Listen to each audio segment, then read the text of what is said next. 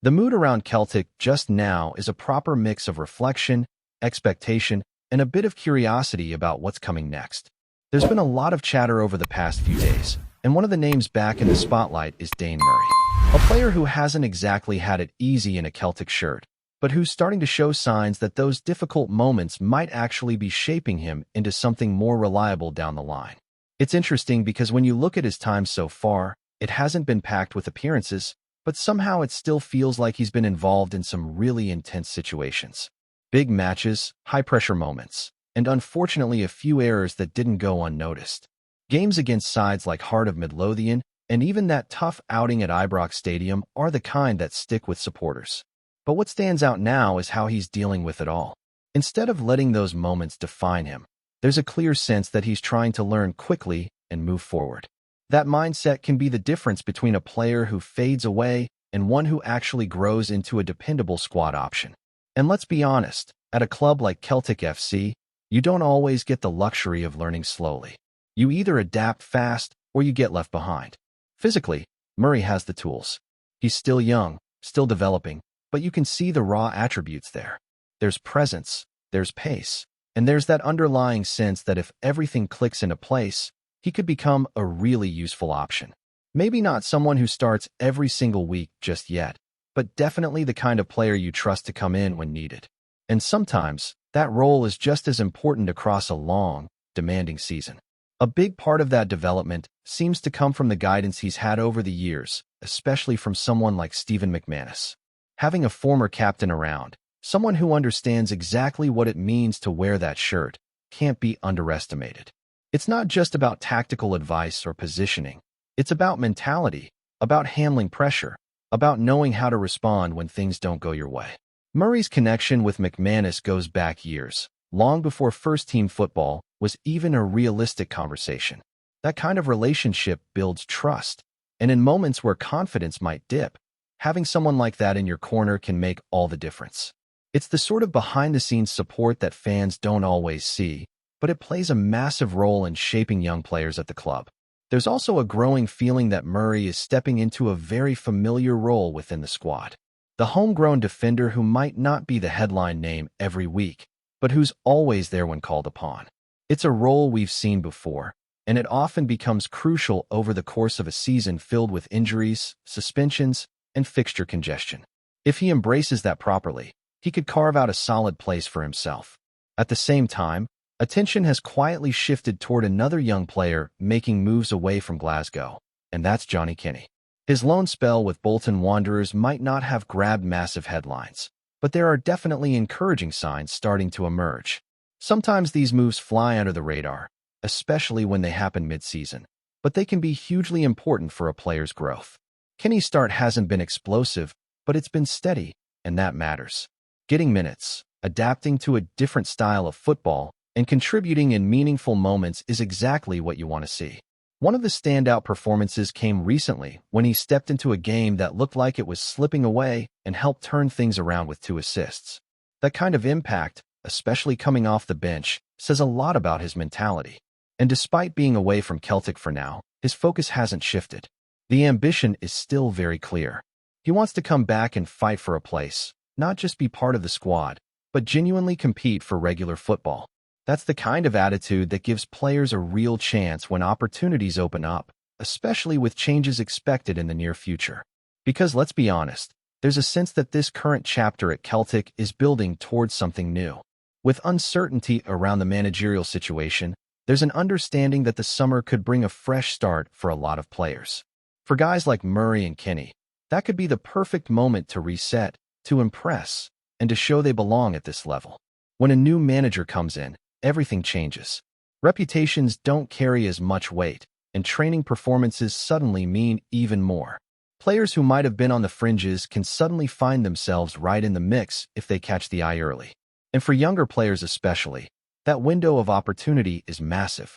There's also the wider picture to consider, with the club still fully focused on finishing the season strongly. The league remains the priority, and there's still plenty to play for.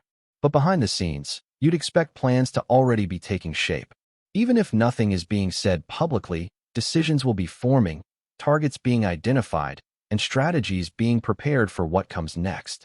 And that's where things get really interesting, because the direction Celtic choose to go in could define not just next season, but the development of players like Murray and Kinney as well. Whether the club leans toward experience, familiarity, or something completely new will have a huge impact on the squad dynamic moving forward. As the focus slowly shifts beyond individual performances, there's a growing sense of intrigue surrounding what Celtic will do when it comes to appointing their next manager. It's been surprisingly quiet, almost too quiet, considering the scale of the decision ahead. For a club like Celtic FC, choosing the right figure on the touchline isn't just about tactics or style of play. It's about identity, expectation, and handling the relentless pressure that comes with the job. Right now, all the noise is happening outside the club rather than from within. Names are being linked, opinions are flying about, but officially, there's very little to go on. That doesn't mean nothing is happening, though. Behind closed doors, you'd expect serious groundwork to already be underway. Shortlists being drawn up, profiles being analyzed, and quiet conversations potentially taking place in the background, all with the aim of making sure that when the time comes, the club can move quickly and decisively. Among the names being discussed, there's a mix of experience, familiarity, and a bit of unpredictability. You've got figures like Robbie Keane, who's been building his coaching path abroad, and Craig Bellamy, who brings a completely different kind of profile and personality. Then there's Roberto Martinez, a manager with a strong international reputation and experience at the very highest level of the game. Each option represents a different direction. Go for someone with big game experience and proven pedigree, or take a chance on a manager who's still carving out their identity but might bring fresh ideas and energy. That balance between risk and reliability is something Celtic have had to weigh up before, and it rarely comes without debate among supporters. One name that sparked a lot of discussion is Jens Berthel Askew. What he's been doing at Motherwell FC hasn't gone unnoticed, especially given the limitations in budget and squad depth compared to a club like Celtic. There's a clear argument that if a manager can get a team performing above expectations in those circumstances, then stepping up to a bigger role could unlock even more potential. At the same time, there's understandable hesitation. Making the jump from a club like Motherwell to Celtic is massive. It's not just a step up, it's a completely different environment. The scrutiny is constant, the demand for success is immediate, and there's very little room for a settling-in period. It's the kind of leap that can either elevate a manager's career dramatically or expose them just as quickly. There's also a feeling that recent experiences might influence the board's thinking. Taking a bold approach can be exciting, but it also comes with risk, especially if the timing isn't quite right. Bringing in a manager mid-season, asking them to implement a new style without proper preparation, and expecting instant results is always going to be a challenge. That context matters when decisions are being made about the future. Because of that, there's a strong possibility Celtic might lean toward a safer option this time. Someone who's already operated at a high level, who understands the pressures of big expectations, and who can step into the role without needing months to adjust. That doesn't necessarily mean playing it conservative, but it does suggest a desire for stability and immediate impact. Of course, finances and availability will also play their part. Managers currently under contract, especially those at clubs or national teams, won't be easy to secure. It could mean waiting until the season concludes before any formal approach is made, which only adds to the sense of anticipation. But if the groundwork is done properly, that waiting period doesn't have to slow things down once the opportunity arises. Away from the managerial speculation, there's also the international scene beginning to take shape, adding another layer to the story. Squad announcements are coming in, and a few Celtic players are right in the mix. Anthony Ralston and Kieran Tierney have both been included in the Scotland national team setup, which is a solid reflection of their consistency and importance. At the same time, there are a few notable absences, players who might feel they've done enough to be considered but have been left out this time around. That's always part of football at this level. Competition is fierce, and selections can shift quickly depending on form, fitness, and tactical needs. For those on the outside, it becomes another source of motivation heading into the final stretch of the season.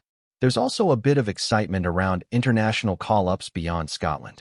Yang Hyun-jun earning recognition again with South Korea national team is a clear sign that performances at club level are being noticed on a wider stage. For a player, that kind of validation can be huge, not just personally, but in terms of confidence going into important matches. All of this is happening while the main objective remains firmly in place.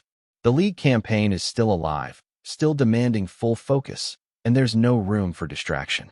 The players have had a brief moment to reset, but attention quickly turns back to the next challenge, another opportunity to pick up points and maintain momentum. The upcoming fixture carries its own importance, not just in terms of the table, but in maintaining the rhythm and belief within the squad. Every match at this stage feels like it carries extra weight, and consistency becomes everything. It's about handling pressure, managing expectations, and delivering when it matters most. And while the noise around transfers, managers, and international duty continues to build in the background, inside the dressing room the message will be simple. Stay focused, stay sharp, and keep pushing forward, because with so many moving parts around the club right now, what happens on the pitch over these next few weeks could shape everything that follows.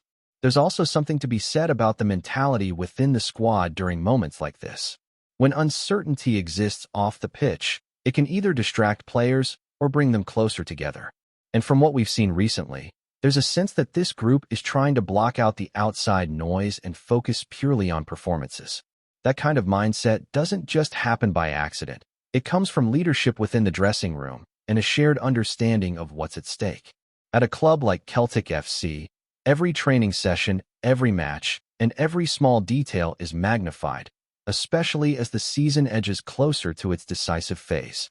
Players know that strong finishes can change perceptions, influence future roles, and even shape the decisions of whoever steps into the managerial position next. It becomes less about long-term planning and more about making an impact right now, in the moments that truly count.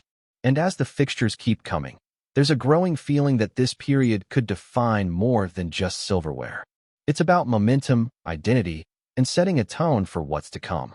Because while the future is still being written behind the scenes, what happens on the pitch in these next matches will speak louder than anything else, and the players are fully aware that every performance is another chance to prove they belong at this level. Before we proceed, subscribe to our channel and enable notifications to receive all exclusive news about Celtic FC. Don't miss any details about your favorite team. It's extremely important for Celtic FC fans. Whispers have begun to ripple through the streets of Glasgow, drifting from pub counters to radio call-ins, all circling the same tantalizing possibility. Celtic may have unearthed a new number 9 from Brazil. Nothing official has been declared beyond the basics. Yet the rumor mill has already spun the story into something larger. The young striker, said to have arrived quietly from Brazil, has reportedly been handed the iconic number 9 shirt, a jersey heavy with expectation in the east end of the city. For supporters who measure forwards not in appearances, but in moments, the shirt alone raises the stakes. What adds even more intrigue is the man believed to be preparing the stage for the newcomer.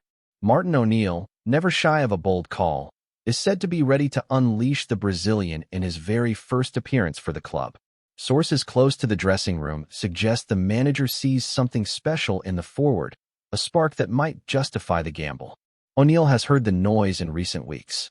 Critics have questioned his choices, his tactics, and whether his faith in youth and unfamiliar names is a risk too far for a club with Celtic's ambitions. Launching a new Brazilian striker straight into the spotlight would certainly silence some doubters, or give them even more to talk about. Yet within Celtic Park, there is a quiet sense of excitement. Those who claim to have watched the forward train speak of quick feet, sharp movement, and the kind of instinct that cannot be taught. Brazilian flair paired with the physical demands of Scottish football is always an unpredictable mix, but it is exactly the kind of story the supporters love to believe in. For now, it remains speculation, a story passed from voice to voice across Glasgow. But if the whispers prove true, the next chapter at Celtic could begin with a Brazilian number 9 stepping onto the pitch, and a manager determined to prove he was right to trust him. Hello, fan. Don't forget to like and subscribe to the channel, as it means a lot to Celtic FC. Also, share your opinion about the news in the comments below. See you in the next video.